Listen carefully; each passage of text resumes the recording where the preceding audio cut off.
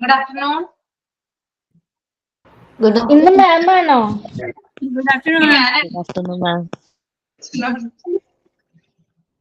നമ്മുടെ ആതിര മിസ് ലീവാണെന്ന്, അതുകൊണ്ട് ഞാൻ വന്നതാ. ഓക്കെ.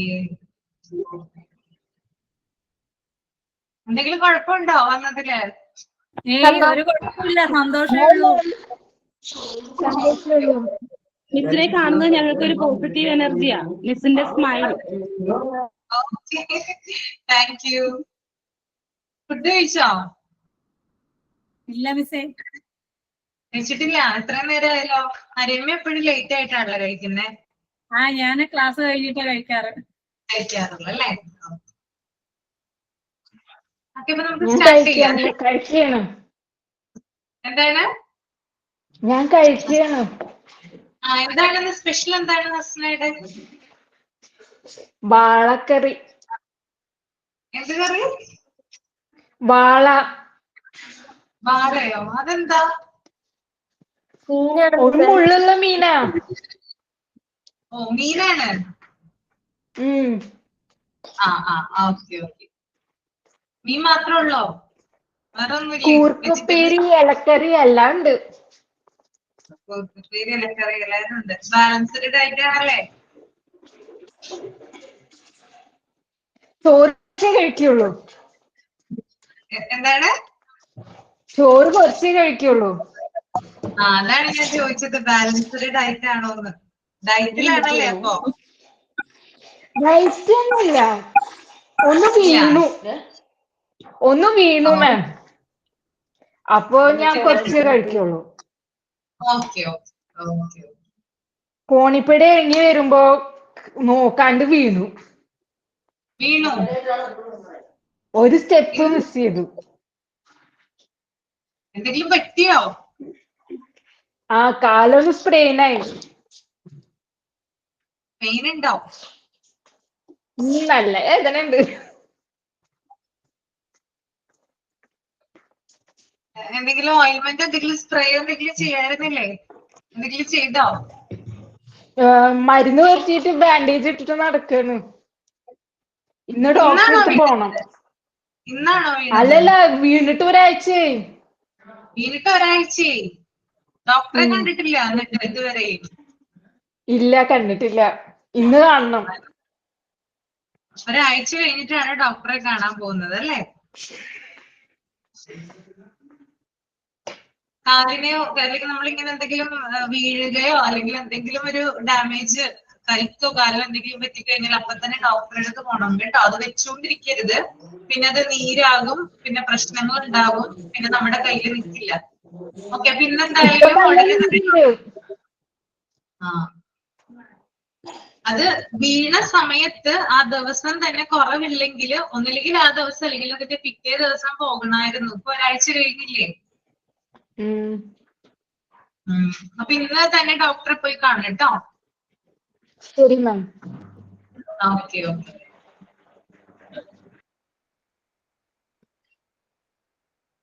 അപ്പൊ നമുക്ക് സ്റ്റാർട്ട് ചെയ്യാം അല്ലെ? പ്രയർ ചെയ്തോളൂ.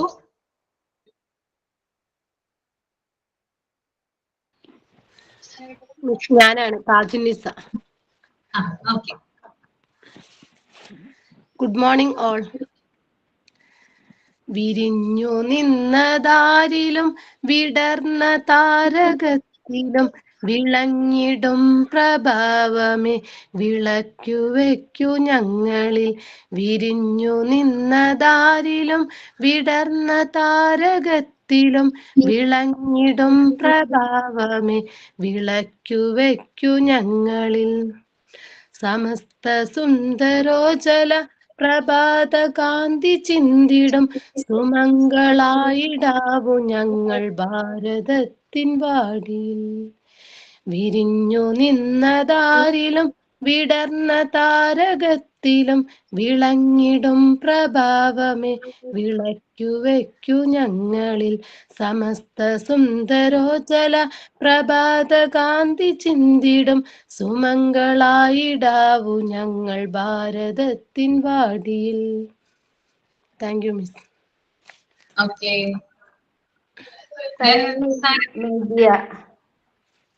ഓക്കെ.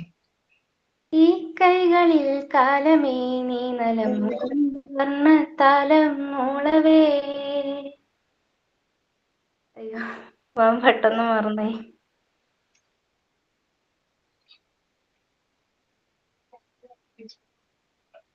സോറി കഴിഞ്ഞോ? കഴിച്ചോ? ഇല്ല, പെട്ടെന്ന് ടെൻഷൻ കേറിയിട്ട് വരി മറന്നുപോയി. മറന്നുപോയി? ഫുൾ ടൈം പാടിക്കൊണ്ടിരുന്ന പെട്ടെന്ന് ടെൻഷൻ കേറിയിട്ട് ഓക്കെ ഓക്കെ, സാരില്ല സാരില്ല. വരി മറന്നേ. ഒന്നുകൂടെ ഒന്ന് ട്രൈ ചെയ്യും. ആലോചിച്ച് പറയൂ. വീഡിയോ ഓഫ് ചെയ്തോളൂ, കുഴപ്പമില്ലടാ. പെട്ടെന്ന് വരി മറന്നാലേ. ഒരു മിനിറ്റ് നോക്കിയോ കൂടെ. നമുക്ക് നബിയയുടെ പേടി മാറ്റണം കേട്ടാ. അതെ, ഭയങ്കര പേടിയാ മാം നബിയക്ക്.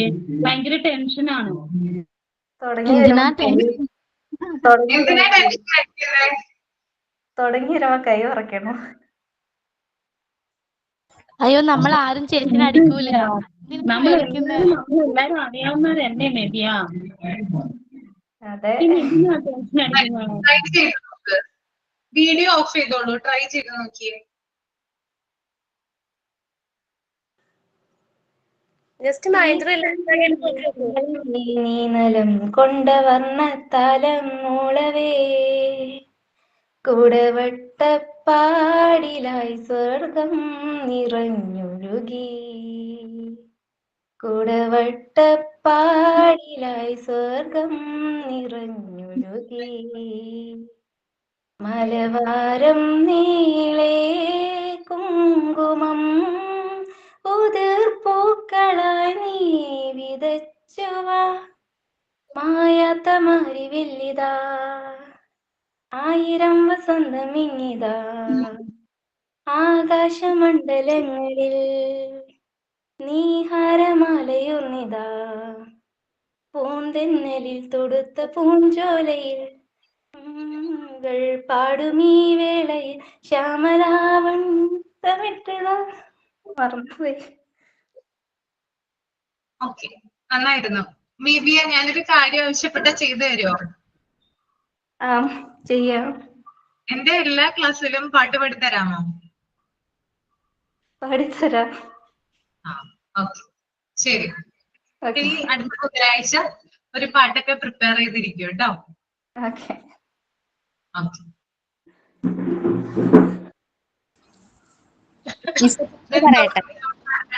പറഞ്ഞോളൂ. Always keep a positive mindset. It will be improve your outlook on the world. Thank you, ma'am.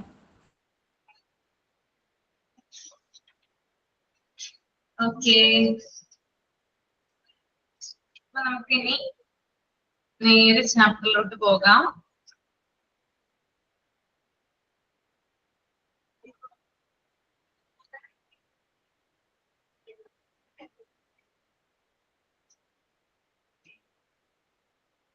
നമ്മള് ഡിഫൻസ് മെക്കാനിസം എന്ന് പറയുന്ന ഒരു ഭാഗം ഇൻട്രൊഡക്ഷൻ പറഞ്ഞു, കുറേയധികം എക്സാമ്പിൾസും കാര്യങ്ങളൊക്കെ നിങ്ങൾക്ക് ഞാൻ കഴിഞ്ഞ ക്ലാസ്സിൽ പറഞ്ഞു തന്നു അല്ലെ.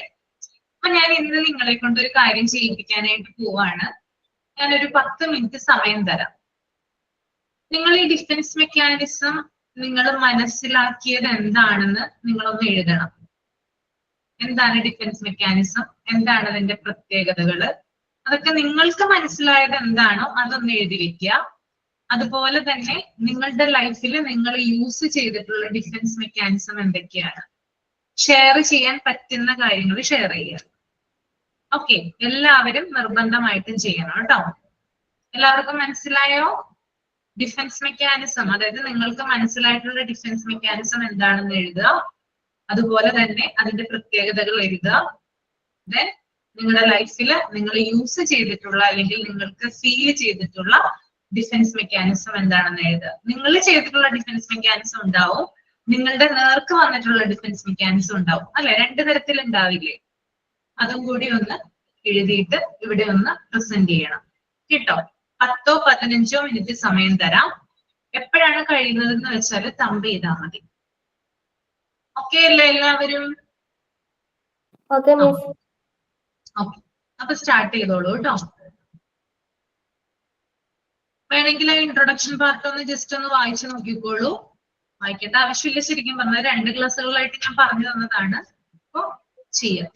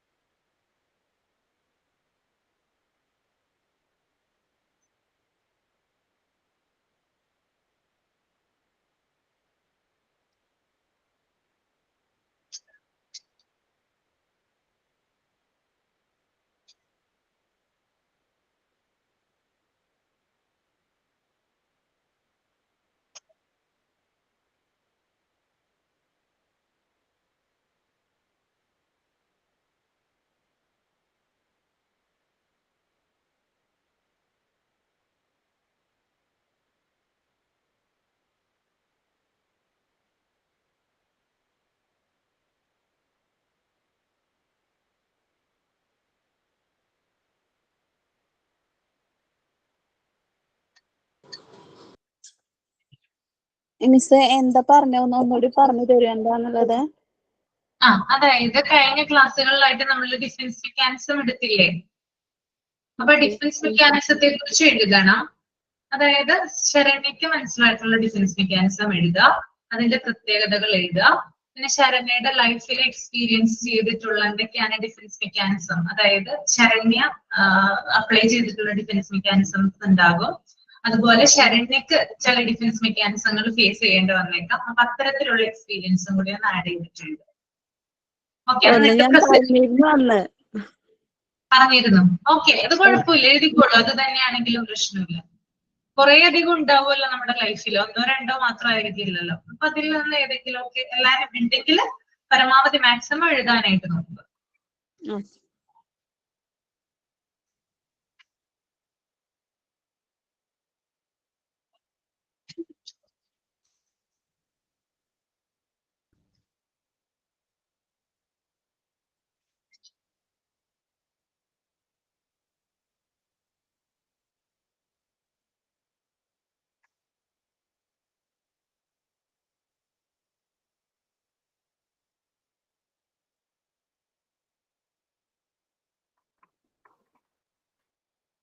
എഴുതാണ്ട് പറഞ്ഞാ മതിയോ മാം? എന്താണ്? എഴുതാണ്ട് പറഞ്ഞാ മതിയോ? എഴുതുക, എഴുതിക്കോളൂ നിങ്ങള്. അതാണ് നല്ലത് കുറച്ചും കൂടി. കാരണം എക്സാമിനൊക്കെ അത് യൂസ്ഫുൾ ആകും. എഴുതി വെച്ചോളൂ കേട്ടോ. എഴുതിയിട്ട് അല്ല പറഞ്ഞാൽ എഴുതാം. ഇപ്പൊ എഴുതാൻ വേണ്ടിട്ട് റിലേഷന്റെ വീട്ടിലുള്ളേ, അതുകൊണ്ട് പറഞ്ഞാ മതിയോ? മതി മതി, ഓക്കെ, കുഴപ്പമില്ല. ഞാൻ വീട്ടിൽ പോയിട്ട് എഴുതാം. ഓക്കെ, പറയാം മാം, ഒരു മിനിറ്റ്. എല്ലാവരുടെയും എഴുതി കഴിയട്ടെ, എന്നിട്ട് പറഞ്ഞാൽ മതി കേട്ടോ. ഓക്കെ, എനിക്ക് ഒരു 2 മണിക്ക് പോകേണ്ടി വരും, അതുകൊണ്ടാ. ഓക്കെ, അതിനു മുമ്പ് കഴിയും, ഞാൻ പറയിപ്പിക്കാം ആദ്യം കേട്ടോ. ഓക്കെ.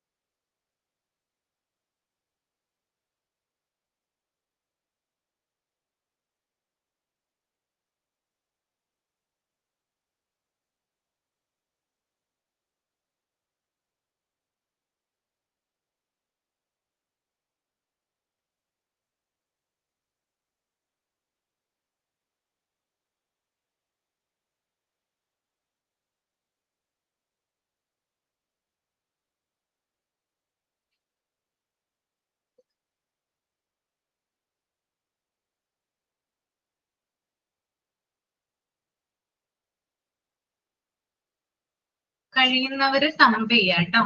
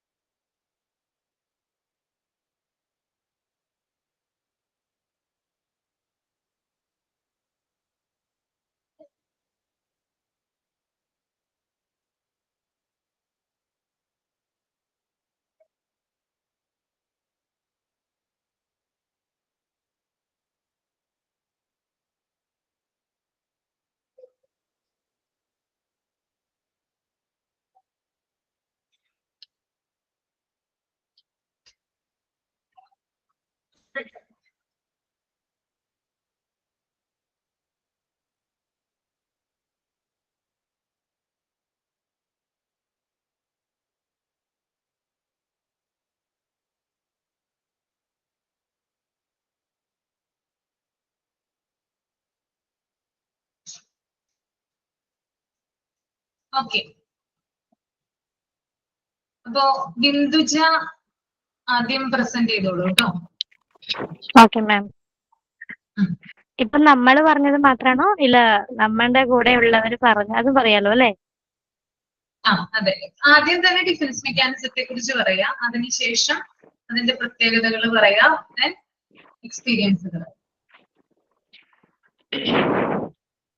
ഡിഫൻസ് മെക്കാനിസം എന്ന് പറഞ്ഞാൽ ഇപ്പൊ കുട്ടികൾ നമ്മൾ എന്തെങ്കിലും തെറ്റ് ചെയ്യുമ്പോൾ അവര് അത് എങ്ങനെ അത് പറഞ്ഞു തിരുത്താന്നുള്ളതാണ് മറ്റേ കുട്ടികളുടെ ഡിഫൻസ് മെക്കാനിസം എന്ന് പറയുന്നത്. വെച്ചാല് ഇപ്പൊ ആ കുട്ടിയെ തെറ്റ് ചെയ്തിട്ട് അത് ഞാനാണ്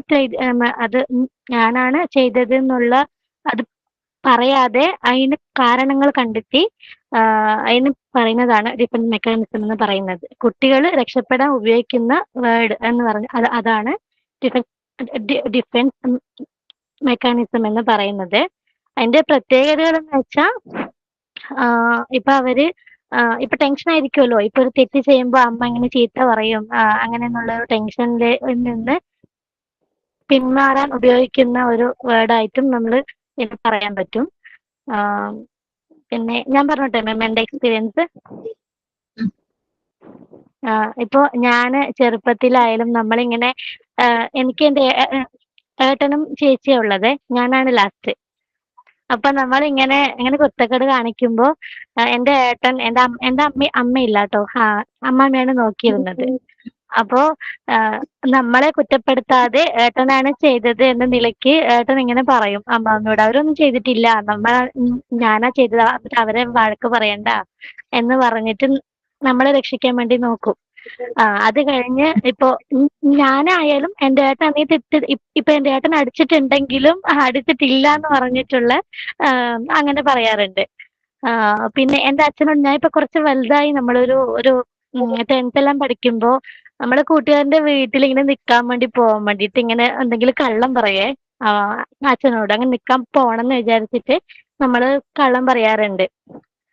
ഇപ്പൊ എന്തെങ്കിലും കാരണമായിട്ട് നമുക്കിപ്പോ ഒരു ഹോംവർക്ക് ചെയ്യാനോ ഇപ്പൊ എന്തെങ്കിലും ഇപ്പൊ നമ്മൾ ലീവായിട്ട് ഇപ്പൊ ഹോംവർക്ക് ചെയ്യാനായിട്ടോ എന്തെങ്കിലും പിന്നെ ഡ്രസ്സ് എടുക്കാൻ പോവാൻ ഞാൻ കള്ളം പറഞ്ഞിട്ടുണ്ട് മാം അച്ഛനോട്, എൻ്റെ കൂട്ടുകാരന്റെ കൂടെ പോവാൻ വേണ്ടിയിട്ട്. അപ്പൊ നമ്മള് അച്ഛൻ ചീത്ത പറയും എന്ന് വിചാരിച്ചിട്ടാണ് അങ്ങനെ നമ്മൾ പോകുന്നത്. അങ്ങനെ കുറെ ഉണ്ട് മാം നമ്മുടെ സ്റ്റോറിയിൽ ഇങ്ങനെ കള്ളം പറഞ്ഞിട്ട് നമ്മള് ചെറിയ കള്ളം പറഞ്ഞിട്ട് ഇങ്ങനെ ചെയ്യും. അപ്പൊ അതിൽ ചെയ്യുന്ന ഇപ്പൊ നമ്മള് നല്ലതിനു വേണ്ടി മാത്രം കള്ളം പറയുന്നത് ശരിയാണ്, പക്ഷെ നമ്മള് ഇപ്പൊ വേറെ തെറ്റ് ചെയ്യുമ്പോൾ കള്ളം പറയരുത് എന്നാണ് ഞാൻ വിചാരിക്കുന്നത്. നമ്മൾ ചെറുപ്പത്തിൽ ചെയ്തിട്ടുണ്ടാവുമല്ലോ, അങ്ങനെ അത്രേ ഉള്ളൂ മാം. Thank U. കുട്ടികൾ മാത്രമാണോ ഡിഫൻസ് മെക്കാനിസം യൂസ് ചെയ്യുന്നത്? അല്ല അതെ. ആ okay. ആ ഇനി നെക്സ്റ്റ് ഞാൻ പറയട്ടെ മാം. ആ ഓക്കെ. ഡിഫൻസ് മെക്കാനിസം എന്നാൽ മാനസിക സംഘർഷങ്ങൾ കുറക്കുന്നതിന് വേണ്ടി മനസ്സ് രൂപപ്പെടുന്ന പ്രതിരോധ തന്ത്രങ്ങളെ ഡിഫൻസ് മെക്കാനിസം എന്ന് പറയുന്നു. മറക്കാൻ പറ്റാത്ത കാര്യങ്ങൾ മനസ്സിലിട്ട് ആലോചിച്ച് നടക്കും. ചില കാര്യങ്ങൾ കൂളായിട്ട് കൈകാര്യം ചെയ്യും. പിന്നെ നമ്മുടെ തെറ്റുകൾ മറ്റുള്ളവരുടെ മേൽ ചാർത്തും. തെറ്റുകൾക്കും പരാജയങ്ങൾക്കും ന്യായീകരണം കണ്ടെത്തും. പുറത്തു നിന്നുള്ള പ്രശ്നങ്ങൾ മറ്റുള്ളവരുടെ മേലിലേക്ക് തീർക്കും. അതായത് സ്കൂളിൽ വെച്ചോ മറ്റോ വല്ല പ്രശ്നങ്ങളുണ്ടെങ്കിൽ അത് വീട്ടിൽ വന്നിട്ട് കുട്ടികളുടെ മേലില് ചാർത്തും. ദേഷ്യം കാണിക്കുക, അവരോട് ദേഷ്യപ്പെടുക, അങ്ങനെയുള്ള കാര്യങ്ങൾ. പിന്നെ ലൈഫില് പറയുകയാണെന്നുണ്ടെങ്കിൽ ഇപ്പൊ ഹസ്ബൻഡുമായിട്ട് പിണങ്ങി കഴിഞ്ഞാല് എന്റെ എക്സ്പീരിയൻസ് ആട്ടോ, ഞാൻ അങ്ങോട്ട് ചെല്ലില്ല, അവരിങ്ങോട്ട് സോറി പറയട്ടെ എന്ന് വെയിറ്റ് ചെയ്ത് നിൽക്കും. അവിടെ ഡിഫൻസ് മെക്കാനിസം ഉണ്ട്. പിന്നെ ആളിങ്ങോട്ട് സോറി പറഞ്ഞു കഴിഞ്ഞാൽ എനിക്ക് തോന്നും, ഓ ഞാനാണ് തെറ്റുകാരി, എനിക്ക് അങ്ങോട്ട് പോയി സോറി പറഞ്ഞാൽ മതിയായിരുന്നു എന്ന് പലതവണ തോന്നിയിട്ടുണ്ട്. അപ്പോൾ അങ്ങനെയും ഡിഫൻസ് മെക്കാനിസം ഉണ്ടാകും. ഓക്കെ, അത്രേ ഉള്ളൂ മാം. ഓക്കെ ലുക്കിയ. മാം, അതായത് നമ്മുടെ ഡിഫൻസ് മെക്കാനിസം എന്ന് പറഞ്ഞു കഴിഞ്ഞാല് നമ്മുടെ ലൈഫിൽ പല പ്രശ്നങ്ങൾ വരുന്നുണ്ട്. അതായത് നമ്മൾ ചെറിയ ചെറിയ ഫ്രസ്ട്രേഷൻസ്, അതുപോലെ ചെറിയ ചെറിയ കാര്യങ്ങൾക്ക് പോലും നമ്മൾ അതിനെ മാനേജ് ചെയ്യാൻ വേണ്ടിയിട്ട് നമ്മുടെ ബോഡി നൽകുന്ന ഒരു കുറച്ച് കാര്യങ്ങളാണ് ഡിഫൻസ് മെക്കാനിസം എന്ന് പറയുന്നത്. പല വ്യക്തികളും പല തരത്തിലാണ് അതിനെ മാനേജ് ചെയ്യുന്നത്. എന്തൊരു പ്രശ്നം വന്നാലും പലതരത്തിൽ അതിനെ മാനേജ് ചെയ്യുന്നു. പ്രത്യേകതകൾ എന്ന് പറഞ്ഞു കഴിഞ്ഞാൽ ഇപ്പം ചില ആളുകൾ അതിനെ ധൈര്യപൂർവ്വം നേരിടുന്നു, ചില ആളുകൾ അതിൽ നിന്ന് ഓടി ഒളിക്കുന്നു. അതായത് ചെറിയ കാരണങ്ങൾക്ക് പോലും ഇന്നത്തെ കാലത്ത് ഒരുപാട് സൂയിസൈഡ് ഉണ്ടാവുന്നു. എനിക്ക് തോന്നുന്നു ചെറിയൊരു കാര്യമായിരിക്കും, പക്ഷെ അവർക്ക് അതിനെ എങ്ങനെയാണ് ഉൾക്കൊള്ളുന്നത് എന്നുള്ളത് ഒരു അറിവില്ലാത്തത് കൊണ്ട് അവരങ്ങനെ, അതായത് നമ്മുടെ ബോഡി തന്നെ നമുക്ക് അതിനുള്ള ഒരു ഇത് തരുന്നില്ല. അതായത് നമുക്ക് ലൈഫിൽ പ്രശ്നങ്ങൾ ഉണ്ടാകുമ്പം നമ്മൾ ചിന്തിക്കുകയാണ് ഇപ്പൊ എല്ലാവർക്കും പ്രശ്നങ്ങൾ, നമ്മളെങ്ങാട്ടി ഇരട്ടി പ്രശ്നങ്ങൾ ഒരുപാട് പേർക്കുണ്ട്, അങ്ങനെയൊക്കെ ചിന്തിച്ച് നമ്മുടെ മൈൻഡ് ഓക്കെ ആണെങ്കിൽ നമ്മൾ അതിൽ ഓക്കെ ആണ്. പക്ഷെ നമ്മളെ പ്രശ്നമാണ് വലുത്, നമ്മളെങ്ങാട്ടി വലിയ പ്രശ്നം വേറെ ആർക്കും ഇല്ല എന്ന് ചിന്തിക്കുമ്പോൾ, വേറൊരു ഓപ്ഷൻ ഇല്ല എന്ന് അവർക്ക് തോന്നുമ്പോൾ അവരെ സൂയിസൈഡ് ചെയ്യുന്നതും ഇന്നത്തെ കാലത്ത് ഒരുപാടുണ്ട്. എന്റെ പേഴ്സണലി എനിക്ക് തോന്നിയിട്ടുള്ള ഒരു കാര്യം എന്ന് വെച്ചാൽ, എന്റെ ക്ലോസ്ഡ് ആയിട്ടുള്ള ഒരാളുടെ മരണം എന്നെ ഭയങ്കരമായിട്ട് ഹേർട്ട് ചെയ്തിരുന്നു. ഭയങ്കര ഫീലിംഗ് ആയിരുന്നു. ആ സമയത്ത് ഞാൻ ഭയങ്കര ഡൗൺ ആയിരുന്നു ആ ടൈമില്. പക്ഷെ പിന്നെ ഞാൻ ചിന്തിച്ചു, എന്റെ മൈൻഡ് തന്നെ ഞാനത് ഓക്കെ ആക്കി. അതായത് എന്നെങ്ങാട്ടി ഇരട്ടി ബുദ്ധിമുട്ടുള്ളവർ, ഇങ്ങനത്തെ ഒരുപാട് മരണങ്ങൾ നമ്മുടെ സമൂഹത്തിൽ നടക്കുന്നുണ്ട്. ഞാൻ വിഷമിക്കുന്നതിനകത്ത് ഇരട്ടി അവര് വിഷമിക്കുന്നുണ്ടാവും. അതായത് എനിക്കിപ്പോ ഇങ്ങനത്തെ ആണെങ്കിൽ അതിനപ്പുറം നമുക്ക് ഉൾക്കൊള്ളാൻ പറ്റാത്ത പോലെയുള്ള മരണങ്ങളും നമ്മുടെ സമൂഹത്തിൽ നടക്കുന്നുണ്ട്. അപ്പോൾ അവരും ജീവിക്കല്ലേ, നമ്മുടെ സമൂഹം ഇങ്ങനെയാണ്, നമുക്ക് കിട്ടിയ ഒരു ടൈം എത്രയാണോ അതുവരെ നമ്മൾ ഹാപ്പി ആയിട്ട്, മറ്റുള്ളവരെ ഹാപ്പി ആയിട്ട്, അതായത് നമ്മൾ ഒരു ദേഷ്യമോ വിരോധം അങ്ങനെയൊന്നും കാണിക്കാതെ അങ്ങനെയൊക്കെ ജീവിക്കുക, അത്രേ പറ്റുള്ളൂ. അങ്ങനെയൊക്കെ നമ്മുടെ മൈൻഡിൽ വന്നപ്പം നമ്മൾ തന്നെ ഓട്ടോമാറ്റിക്കലി കുറച്ച് സ്ലോ ആണെങ്കിലും നമ്മളത് ഓക്കെ ആയി. അത് എൻ്റെ ഒരു എക്സ്പീരിയൻസ് ആണ്. ഓക്കെ, ഇത്രേ പറയാനുള്ളൂ. Thank you. ഓക്കെ.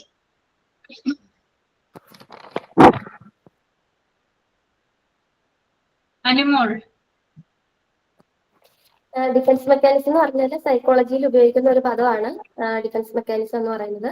അത് പറയുകയാണെങ്കിൽ മാനസിക പിരിമുറുക്കങ്ങൾ ഉണ്ടാകുമ്പോൾ, അല്ലെങ്കിൽ ജീവിതത്തിൽ അല്ലെങ്കിൽ ഒരു പ്രശ്നം വരുമ്പോൾ അതിനെതിരെയായിട്ട് പ്രതിരോധിക്കാൻ വേണ്ടി നമ്മുടെ മനസ്സ് തന്നെ ചില തന്ത്രങ്ങൾ രൂപപ്പെടുത്തുന്നു. ഇതിനെയാണ് ഡിഫൻസ് മെക്കാനിസം എന്ന് പറയുന്നത്. ഇത് ഓരോ മനുഷ്യരിലും വ്യത്യാസമായിരിക്കും. അവരവരുടെ മൈൻഡ് കപ്പാസിറ്റി അനുസരിച്ച് വ്യത്യാസപ്പെട്ടുകൊണ്ടിരിക്കും. പിന്നെ അവരുടെ ജീവിത സാഹചര്യങ്ങൾ, പിന്നെന്താ ജീവിത രീതി, ജീവിത സാഹചര്യം ഒക്കെ അനുസരിച്ച് ഓരോരുത്തരിലും ഡിഫൻസ് മെക്കാനിസം യൂണീക്ക് ആയിരിക്കും. എന്റെ ജീവിതത്തില് കുറെ ഇതുണ്ടായിട്ടുണ്ട്. ഡിഫൻസ് മെക്കാനിസം നമ്മൾ ഒത്തിരി കാര്യങ്ങളിൽ മാനേജ് ചെയ്യും. അതിൽ ഒരു എക്സാമ്പിൾ പറയുകയാണെങ്കിൽ, ഞാൻ BEd കഴിഞ്ഞാണ് കേട്ടിട്ട് എഴുതാൻ വേണ്ടിയിട്ട് കുറെ തവണ ട്രൈ ചെയ്തു. ആദ്യമൊക്കെ ആദ്യം എക്സാം എഴുതാൻ പോകുമ്പോൾ വളരെ പഠിച്ച് ഫുള്ള് മാർക്ക് മേടിക്കും എന്നുള്ള ഒരു കോൺഫിഡൻസിലാണ് പോയി എഴുതിക്കൊണ്ടിരുന്നത്. ആദ്യമേ പോയി എക്സാം എഴുതിയത്. പക്ഷെ എക്സാമിന്റെ ക്വസ്റ്റ്യൻസ് ഒക്കെ കണ്ടു കഴിഞ്ഞപ്പോഴത്തേന് വളരെ ഡൗൺ ആയി. എക്സാം നന്നായിട്ട് എഴുതാൻ പറ്റിയില്ല. അപ്പത്തേന് വീട്ടിൽ വന്നു കഴിഞ്ഞാൽ ഭയങ്കര വിഷമായിരുന്നു. അപ്പൊ ഇനി അടുത്ത എക്സാം എഴുതി ജയിക്കാന്നുള്ള ഒരു പ്രതീക്ഷയിൽ കാത്തിരുന്നു. അങ്ങനെ 3-4 തവണ എഴുതി കഴിഞ്ഞാൽ കേട്ടിട്ട് ക്ലിയർ ചെയ്യാൻ പറ്റിയത്. അതൊരു ഇതായിരുന്നു മൈൻഡിന്. ഞാൻ അങ്ങനെ ഓരോ തവണ എക്സാം എഴുതുമ്പോഴും നമുക്ക് ഭയങ്കര വിഷമാവും. കാരണം കുട്ടികളെയൊക്കെ വെച്ചിട്ടാണ് എക്സാം എഴുതാൻ പോകുന്നതും എല്ലാം രാത്രിയിൽ ഇരുന്ന് ഉറക്കം പഠിച്ചിട്ടൊക്കെയാണ് പോകുന്നത്. പക്ഷെ എക്സാമിന് ക്ലിയർ ചെയ്യാൻ പറ്റാതെ വരുമ്പോൾ 1 മാർക്കിനൊക്കെ ആയിരിക്കും പോണത്. അപ്പൊ ക്ലിയർ ചെയ്യാൻ പറ്റാതെ വരുമ്പോൾ ഭയങ്കര വിഷമായിരിക്കും. പിന്നെ മനസ്സിനെ നമ്മൾ തന്നെ പറയും അടുത്ത പ്രാവശ്യം നോക്കാം എന്ന് ഇങ്ങനെ പറഞ്ഞ് നമ്മൾ തന്നെ അങ്ങോട്ട് സ്വയം സമാധാനിപ്പിക്കുകയാണ് ചെയ്യാറ്. പിന്നെ അതുപോലെ തന്നെ എന്റെ മോള് 3-ാം ക്ലാസ്സിലാണ് പഠിക്കുന്നത്. ഞാൻ എപ്പോഴും എക്സാമിനായാലും നന്നായിട്ട് സ്ട്രെയിൻ എടുത്ത് പഠിപ്പിക്കാറുണ്ട്. അപ്പൊ എക്സാമിന് ഒരു ആൻസർ അല്ലെ 2-3 ആൻസർ എന്താ എഴുതാത്തതെന്ന് ചോദിച്ചിട്ട് കഴിയുമ്പോ അത് അമ്മ എന്നെ പഠിപ്പിച്ചില്ലല്ലോ എന്നാണ് അവളുടെ ആൻസർ. അമ്മ പഠിപ്പിക്കാത്തോണ്ട് ഞാൻ എഴുതിയില്ല. ഇങ്ങനെയൊക്കെയാണ് ഡിഫൻസ് മെക്കാനിസം എന്റെ ജീവിതത്തില്. പിന്നെ കുറെ കാര്യങ്ങളുണ്ട് മിസ്. അങ്ങനെ ഡിഫൻസ് മെക്കാനിസം നമ്മൾ എപ്പോഴും നമ്മുടെ ഓരോരുത്തരും ഉപയോഗിക്കുന്നുണ്ട്. എല്ലാവരിലും അത് യൂണീക്ക് ആയിരിക്കും. Thank you miss. ഓക്കെ.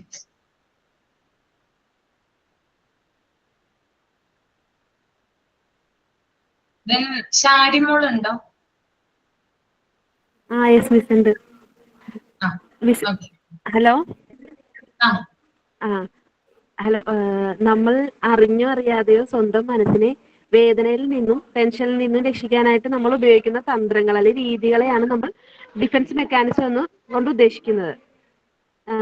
എന്റെ ലൈഫിൽ ഉണ്ടായ ഒരു ഇൻസിഡന്റ് എന്ന് പറഞ്ഞിട്ടുണ്ടെങ്കിൽ എന്റെ മനസ്സിൽ ഒരിക്കലും നമ്മളിൽ നിന്നും ആയില്ല എന്ന് വിചാരിച്ചിട്ടുള്ള ഒരു കാര്യമാണ് എന്റെ അച്ഛന്റെ മരണം എന്ന് പറയുന്നത്.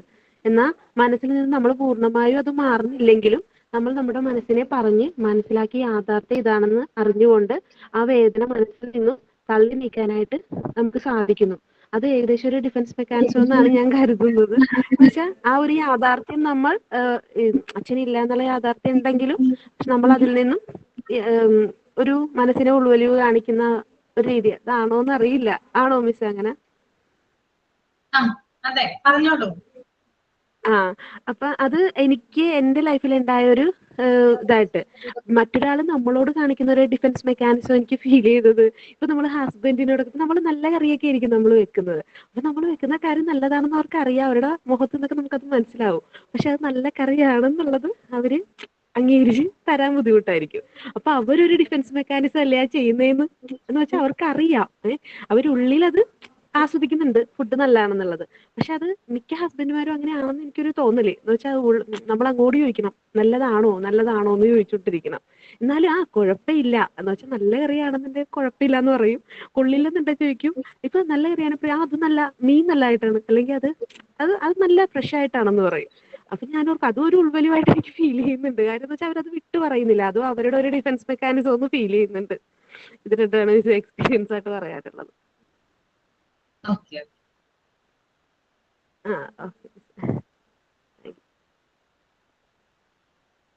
ഐശ്വര്യ.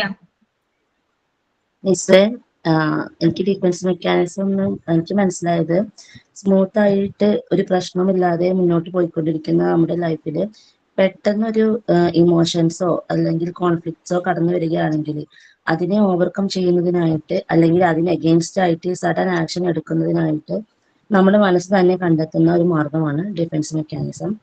ഇതിലൂടെ നമുക്ക് നമ്മുടെ ബോഡിക്കും മൈൻഡിനും ഒരു റിലാക്സേഷൻ കിട്ടുന്നു. കൂടാതെ മറ്റു ദുഷിച്ച ചിന്തകളിലേക്കൊന്നും പോവാതെ നമ്മുടെ മൈൻഡിനെ പിടിച്ചു നിർത്താനും സഹായിക്കുന്നു.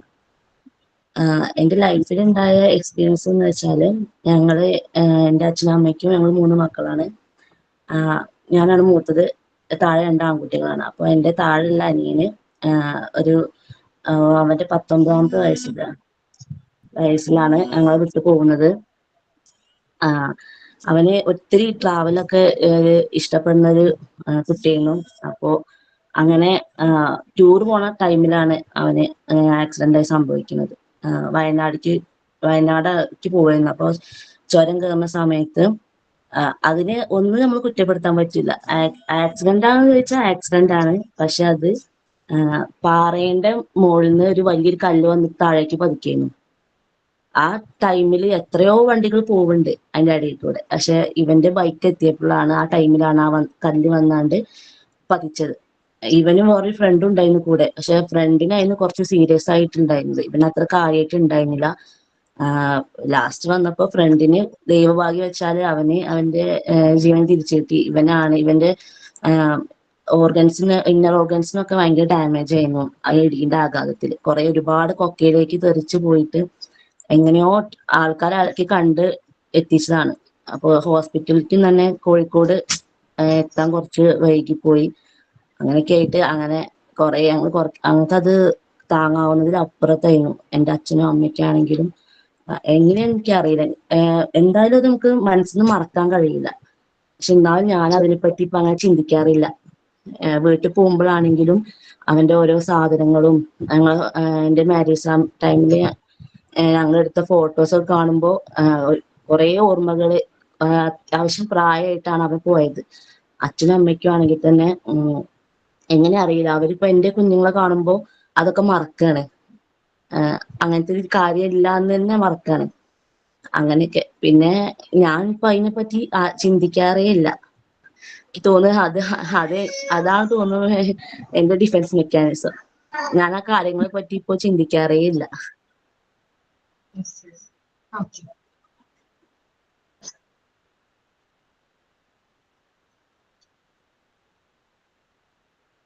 Thank you miss. Okay okay.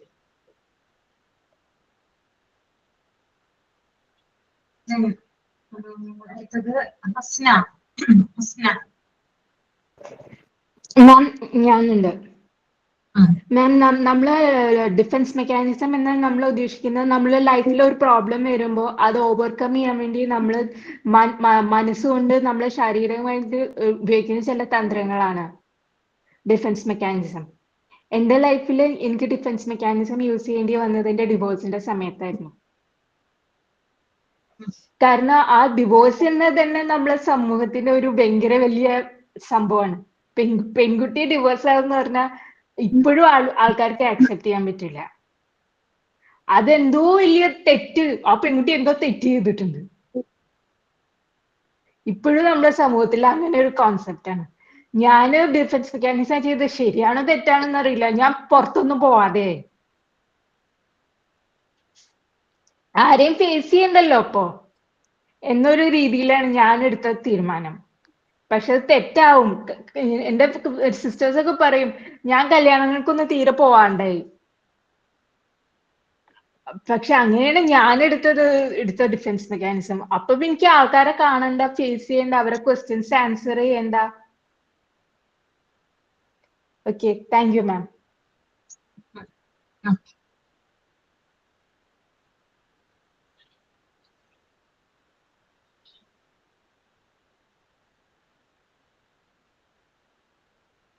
Ramya Menoth. Ramya. Yes ma'am. Ma'am, defence mechanism എന്ന് പറയുമ്പോൾ എനിക്ക് മനസ്സിലായതെന്ന് വെച്ചാൽ നമ്മളെല്ലാവരുടെ ലൈഫിൽ നമുക്ക് ഇഷ്യൂസോ പ്രോബ്ലംസോ ഒക്കെ വരുമ്പോൾ, അതായത് നമ്മൾ നെഗറ്റീവിലോട്ട് പോകാൻ ചാൻസ് ഉള്ള കുറെ കാര്യങ്ങൾ വരുമ്പോൾ നമ്മുടെ മൈൻഡിനെ തന്നെ നമ്മളത് പോസിറ്റീവിലോട്ട് കൺവേർട്ട് ആക്കാണ് ചെയ്യുന്നത്. അതിലൂടെ ആ പ്രോബ്ലമോ അല്ലെങ്കിൽ ഇഷ്യൂസോ ഒക്കെ സോൾവ് ആക്കാൻ പറ്റുന്ന ഒരു തോട്ട്സ് നമ്മൾ തന്നെ ക്രിയേറ്റ് ചെയ്യുക. അതാണ് ഡിഫൻസ് മെക്കാനിസം. അപ്പൊ ഏതൊരാളുടെ ഇതിലും അത് അവരവരെ ക്രിയേറ്റിവിറ്റിക്ക് അല്ലെങ്കിൽ അവരുടെ ചിന്താഗതിക്ക് അനുസരിച്ചായിരിക്കും. എല്ലാവർക്കും ഡിഫൻസ് മെക്കാനിസം ഡിഫറൻസ് ആയിരിക്കും. പക്ഷെ ഈ പറയുമ്പോൾ ഒരു കുട്ടി തൊട്ട് ഒരു മുതിർന്ന വ്യക്തി അല്ലെങ്കിൽ ഒരു വയസ്സായ ആൾ വരെ എല്ലാവർക്കും ഡിഫൻസ് മെക്കാനിസം യൂസ് ചെയ്യുന്നുണ്ട്. നമ്മളിപ്പോ ഇതെന്താണെന്ന് അറിയുമ്പോഴാണ് നമുക്ക് മനസ്സിലാവുന്നത്. നമ്മൾ റിലേറ്റ് ചെയ്ത് നോക്കുമ്പോൾ ശരിയാണല്ലോ, നമ്മൾ ചെറുപ്പം മുതലേ ഡിഫൻസ് മെക്കാനിസം യൂസ് ചെയ്തിട്ടുണ്ട്.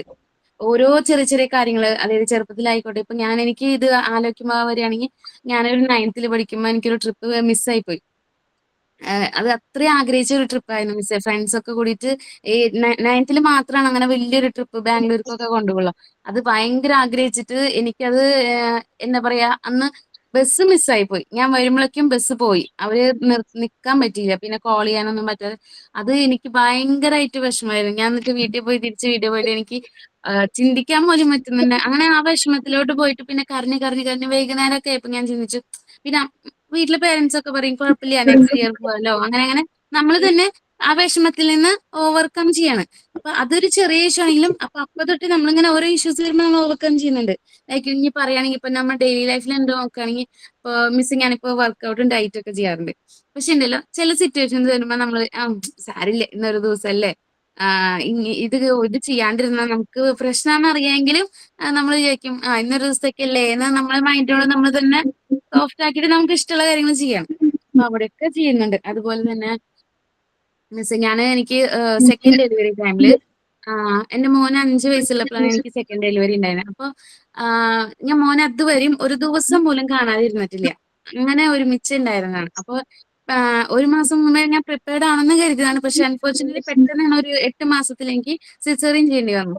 അപ്പോ സിസേറിയൻ ആയതുകൊണ്ട് തന്നെ ബേബിക്കും എനിക്കും ഹോസ്പിറ്റലിൽ നിൽക്കേണ്ടി വന്നതുകൊണ്ട് മോനെ കൊറോണ ടൈം ആയതുകൊണ്ട് കാണിക്കാൻ പറ്റില്ലായിരുന്നു.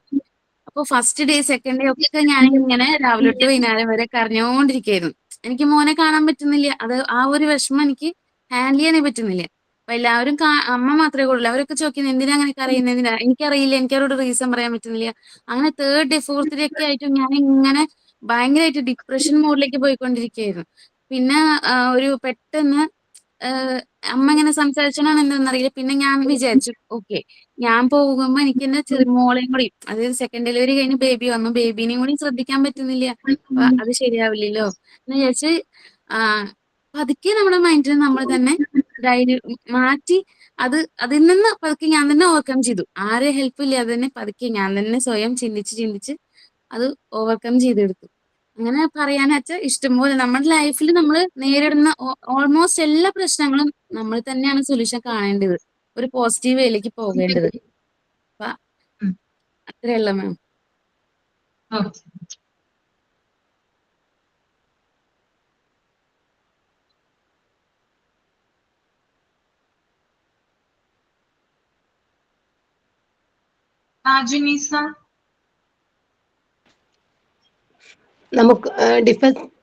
നമുക്കൊരു പ്രശ്നം ഉണ്ടാകുമ്പോൾ അതിൽ നിന്ന് രക്ഷ നേടുന്നതിന് വേണ്ടി നമ്മൾ ഉപയോഗിക്കുന്ന ഒരു തന്ത്രമാണ് ഡിഫൻസ് മെക്കാനിസം.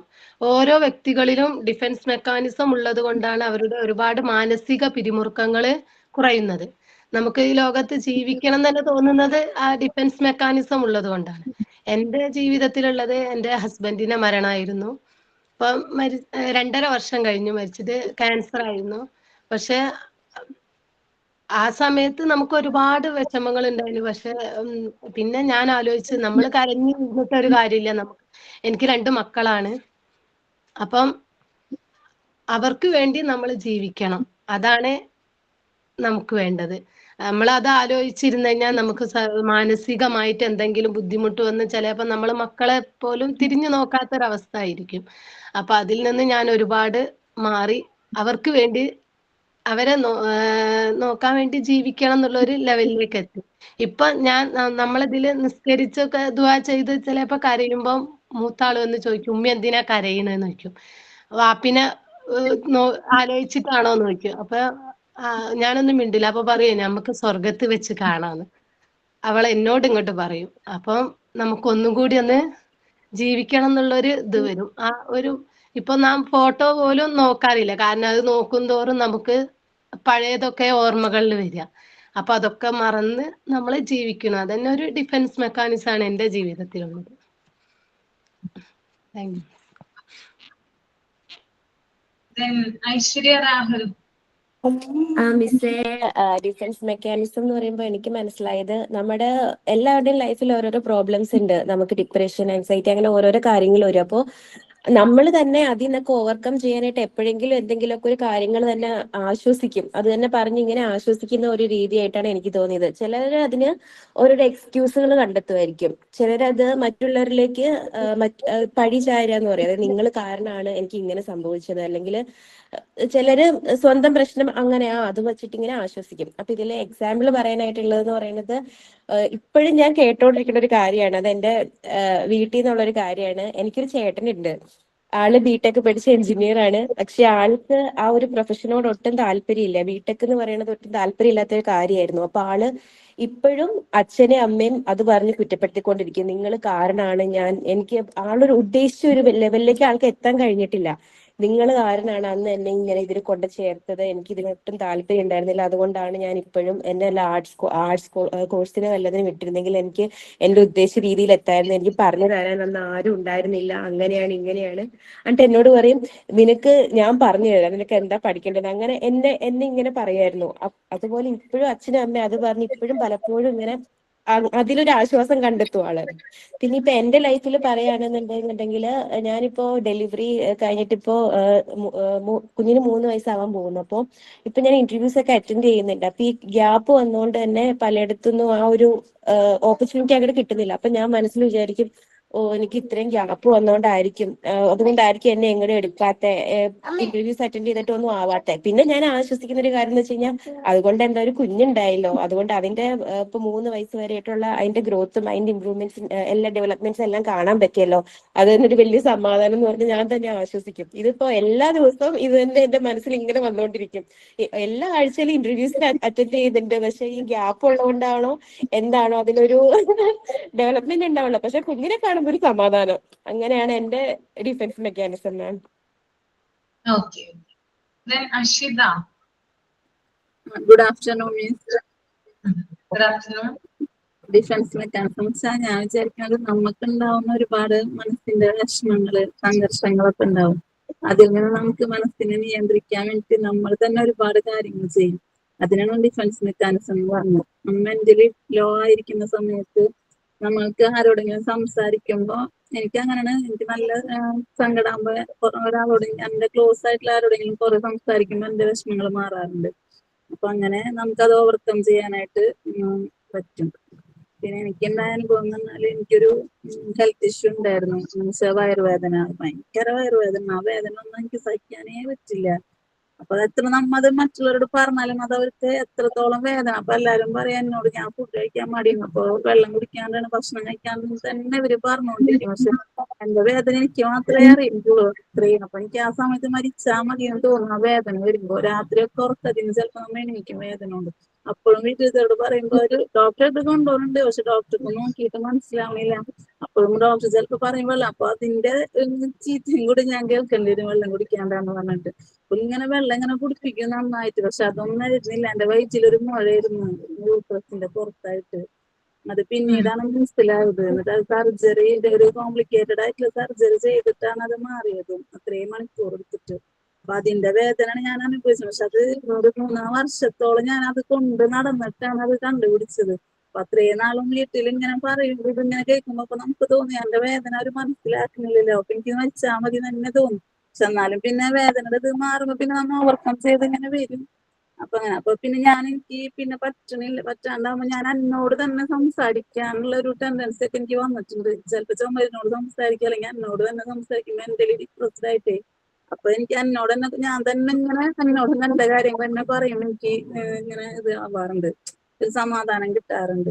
അപ്പൊ അങ്ങനൊക്കെ ആയിട്ട് പിന്നെ മോളിപ്പോ വേറൊരാളുടെ കേസ് പറഞ്ഞെങ്കിൽ ഇപ്പൊ എന്റെ മോളിപ്പോ ഞാനും ഈ പഠിപ്പിക്കുന്ന കാര്യത്തിൽ കുറച്ചും കൂടെ കോൺസെൻട്രേറ്റ്, മറ്റേ കുട്ടികൾ ഒത്തിരി സ്ട്രെസ് ചെയ്ത് പഠിപ്പിക്കും. അപ്പൊ മോൾക്ക് ഇപ്രാവശ്യത്തെ എക്സാം IIMയുടെ ആയ കാരണം പുറത്തുനിന്നുള്ള പേപ്പറായിരുന്നു. ഇത്തിരി ടഫായ കാരണം മാർക്ക് ഒരു 5 മാർക്കൊക്കെ മാത്സിൽ പോയി. ബാക്കിയുള്ളതൊക്കെ ഔട്ട് ഓഫ് 40 ഉണ്ട്, ചിലതിൽ 38 ഉണ്ട്. പക്ഷെ മാത്സിൽ 35 ആയപ്പോൾ അവള് വന്നപ്പോ എന്നോട് ഇങ്ങനെ പറഞ്ഞു, മിസ് ഇങ്ങനെ പേപ്പർ കാണിച്ചു തന്ന്. അപ്പൊ ഞാൻ എത്ര അപ്പൊ 35 ആണ്. അപ്പൊ ഞാൻ എന്തേലും ചീത്തര അല്ലെങ്കിൽ ചിലപ്പോ അടിക്കുന്നു വിചാരിച്ചിട്ടായിരിക്കും. പക്ഷെ അവൾ എന്നോട് ഇങ്ങോട്ട് പറയുന്നു, മിസ് പറഞ്ഞു ഹൗവാണ് ടോപ്പെന്ന് പറഞ്ഞു. സംഭവം അതല്ല, അവളൊന്നും ടോപ്പല്ല, വേറൊരു കുട്ടിന്റെ 37 ഉണ്ട്. പക്ഷെ അവൾ എന്തിനാണ് എന്നോട് അങ്ങനെ നോണ പറഞ്ഞത്, പിന്നെ എന്നെ പേടിച്ചിട്ടാണ് അങ്ങനെ പറഞ്ഞതെന്ന് പറഞ്ഞു ഞാൻ മീറ്റിങ്ങിന് പോയപ്പോ. അപ്പൊ ഹൗവാണ് മിസ് പറഞ്ഞു, ഹൗവ ടോപ്പ് എന്ന് പറയുമ്പോൾ എനിക്ക് സമാധാനം കിട്ടാൻ വേണ്ടിയിട്ടുള്ള അങ്ങനെ പറഞ്ഞത്. അങ്ങനെ എനിക്ക് തോന്നിയത് അവളുടെ ഒരു ഡിഫൻസ് മെക്കാനിസം ആയിട്ട് എനിക്ക് തോന്നി. താങ്ക് യു മിസ്സേ, മിസ്സേ ഞാൻ പറഞ്ഞതാണ്. എന്നാലും എനിക്കൊരു കാര്യം ഓർമ്മ വന്നപ്പോ പറയാന്ന് ആഗ്രഹിച്ചു. ഇപ്പൊ ഐശ്വര്യ പറഞ്ഞല്ലോ, ജോബിന്റെ ഇന്റർവ്യൂവിന്റെ കേസ് പറഞ്ഞല്ലോ.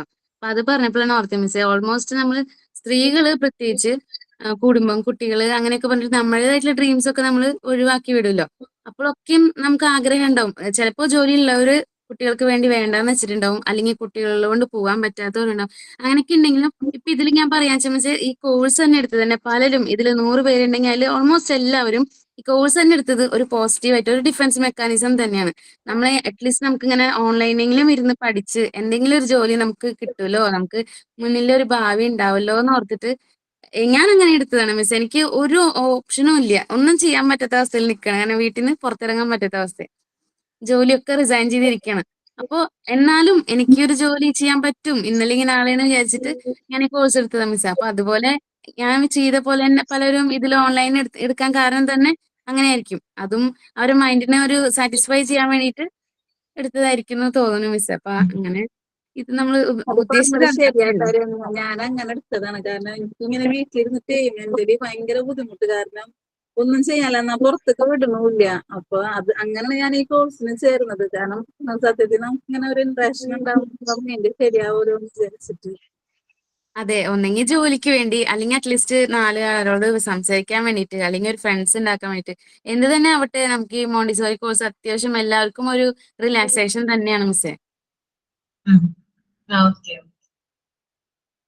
എല്ലാവർക്കും ഓക്കെ തന്നെ നമ്മള് നമുക്ക് എല്ലാവർക്കും തന്നെ അങ്ങനെയാണ്. നമുക്കൊരു പോസിറ്റീവായിട്ട് എന്തെങ്കിലും ഒരു ജോലി കിട്ടും എന്നുള്ള ഒരു പ്രതീക്ഷയിൽ തന്നെയാണ് നമ്മൾ ഈ കോഴ്സ് എടുത്തേക്കുന്നത്. കൂടാതെ കുറെ കൂട്ടുകാരെ നമുക്ക് കിട്ടി.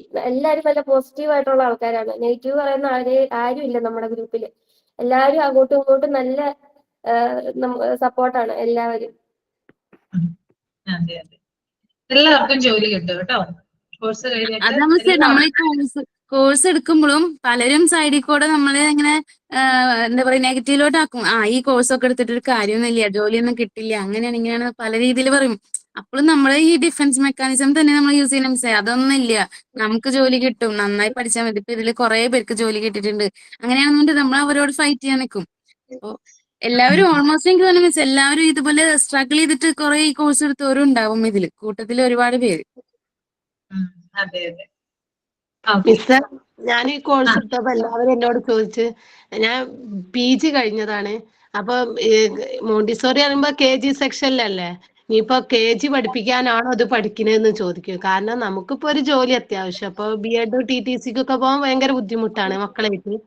അപ്പം വീട്ടിലിരുന്ന് പഠിച്ചെങ്കിൽ ഒരു ജോലി നേടാന്നുള്ള ഒരു ഇതിനാണ് ഈ കോഴ്സിന് പഠിച്ചത്.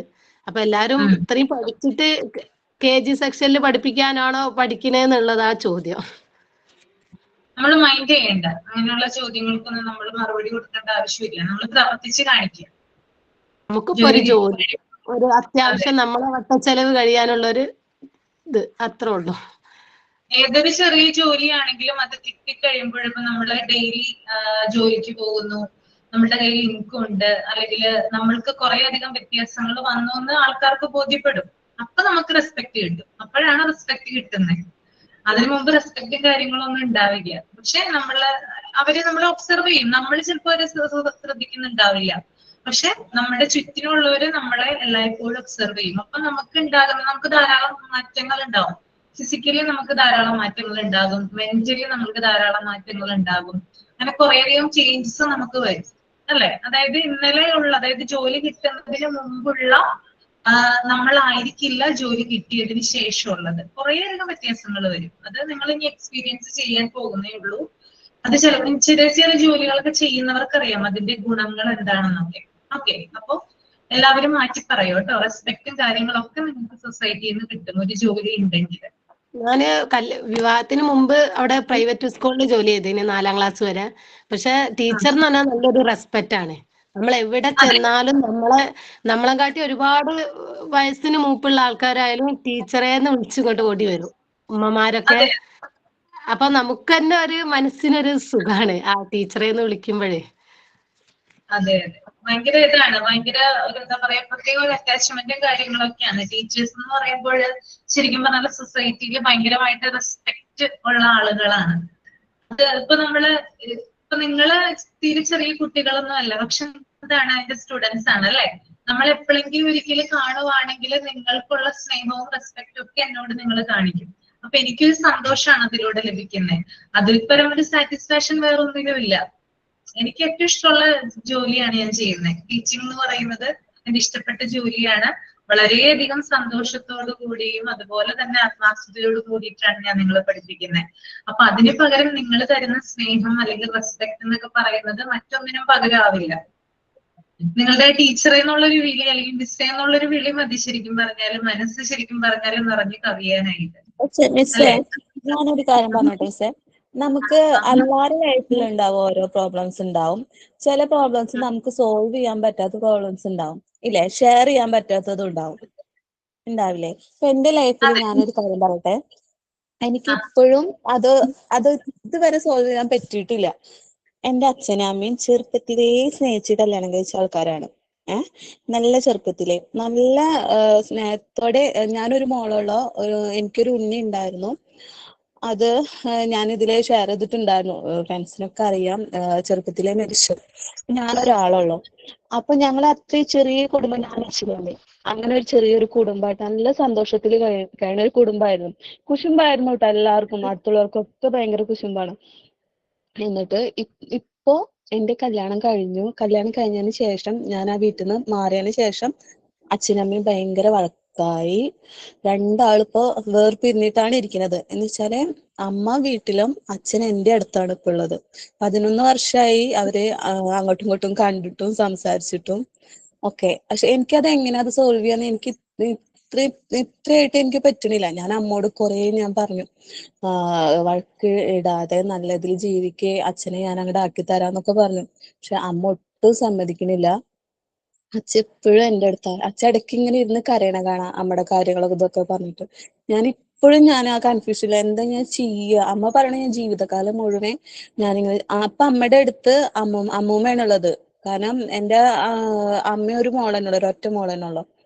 അപ്പോ അമ്മയുടെ അടുത്ത് അമ്മൂമ്മയാണുള്ളത്.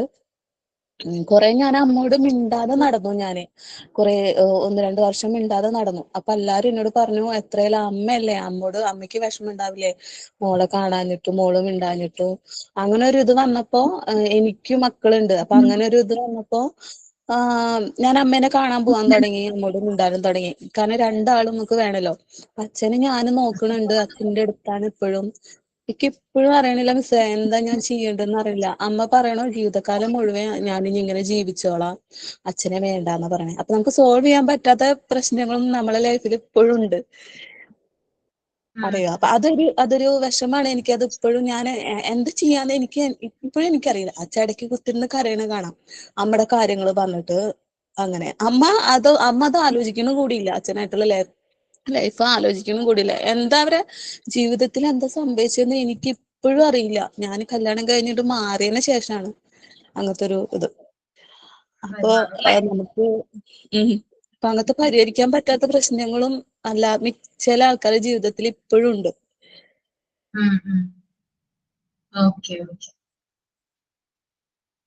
ഞാൻ പറഞ്ഞിരുന്നല്ലോ മിസ്സേ, ആ ഇലക്ഷനിൽ ഇത് വന്നപ്പോ അച്ഛൻ ഭയങ്കര കരച്ചിലായിരുന്നു.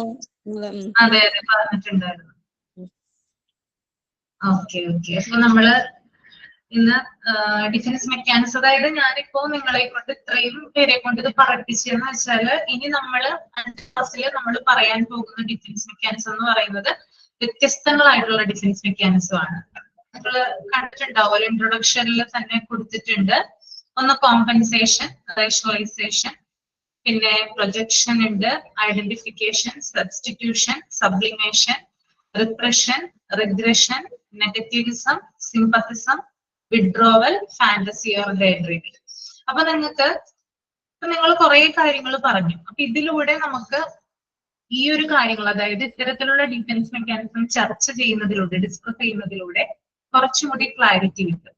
അതിനു വേണ്ടിയിട്ടാണ് ഞാൻ ഇന്നത്തെ ക്ലാസ് ഇത് പറയിപ്പിച്ചത്. മനസ്സിലായോ? അപ്പൊ ഇനി നമ്മൾ ഓരോ ഡിഫൻസ് മെക്കാനിസവും ഡിസ്കസ് ചെയ്യുമ്പോൾ നിങ്ങൾക്ക് മനസ്സിലാവും, ഇന്നതാണ് എന്റെ ലൈഫിൽ സംഭവിച്ചത്, അല്ലെങ്കിൽ ഇതാണ് ഞാൻ അന്ന് ചെയ്തത് എന്നുള്ള കാര്യങ്ങൾ നിങ്ങൾക്ക് ക്ലിയർ ആവും. ഓക്കെ, മനസ്സിലായോ? ഓക്കെ, ഇപ്പൊ പലവർക്കും മനസ്സിലായിട്ടുണ്ടാകുന്ന വിചാരിച്ചോട്ടെ. പറഞ്ഞോളൂ ഹസ്ന. മാം ഇത്രയും നാൾ എടുത്തത് ഫസ്റ്റ് പാരഗ്രാഫ് അല്ലേ? ടെക്സ്റ്റ് ബുക്കിലെ ഫസ്റ്റ് പാരഗ്രാഫ് അല്ലേ? അതെ, 2 ക്ലാസ്സുകളിലായിട്ട് എടുത്തത് ഫസ്റ്റ് പാരഗ്രാഫ് ആണ്. പിന്നെ വന്നിട്ടില്ല. ഇനി അടുത്ത ക്ലാസ് തുടങ്ങി നമ്മൾ ഡിഫറെന്റ് ആയിട്ടുള്ള ഡിഫൻസ് മെക്കാനിസം പറയും കേട്ടോ. ഓക്കെ, താങ്ക് യു മാം. അപ്പൊ പലർക്കും മനസ്സിലായല്ലോ, എല്ലാവരുടെയും ലൈഫിൽ എന്ത് ചെയ്യുന്നുണ്ട്, അവരവരുടേതായിട്ടുള്ള ഡിഫൻസ് മെക്കാനിസം ഫേസ് ചെയ്യുന്നുണ്ട്, അല്ലെങ്കിൽ അവർക്ക് അതിന് എക്സ്പീരിയൻസ് ഉണ്ട്. ഓക്കെ, അപ്പൊ നമുക്ക് ഇന്നത്തെ ക്ലാസ് ഇവിടെ വൈൻഡപ്പ് ചെയ്യാം. ഇനി നെക്സ്റ്റ് ക്ലാസ്സിൽ നമുക്ക് കോമ്പൻസേഷനിൽ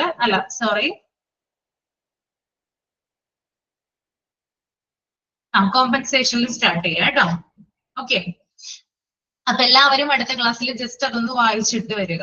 ഒരു 5 പോയിന്റ് വരെ ജസ്റ്റ് ഒന്ന് വായിച്ചിട്ട് വരിക കേട്ടോ, 5th പോയിന്റ്സ് വരെ. ഓക്കെ, നമുക്ക് വൈൻഡപ്പ് ചെയ്യാം. സൈൻ ഔട്ട് ചെയ്തോട്ടെ മാം. ചെയ്തോളൂ. ഫസ്റ്റ് ഓഫ് ഓൾ ഞാൻ ഒരു സോറി പറയാൻ കാരണം ഞാൻ കേട്ടില്ലായിരുന്നു, പേര് ടൈപ്പ് ചെയ്തിടാൻ പറഞ്ഞു എന്നുള്ളത് ഞാൻ അറിഞ്ഞില്ലായിരുന്നു, അതുകൊണ്ട് എനിക്ക് പറയാൻ പറ്റിയിട്ടില്ല.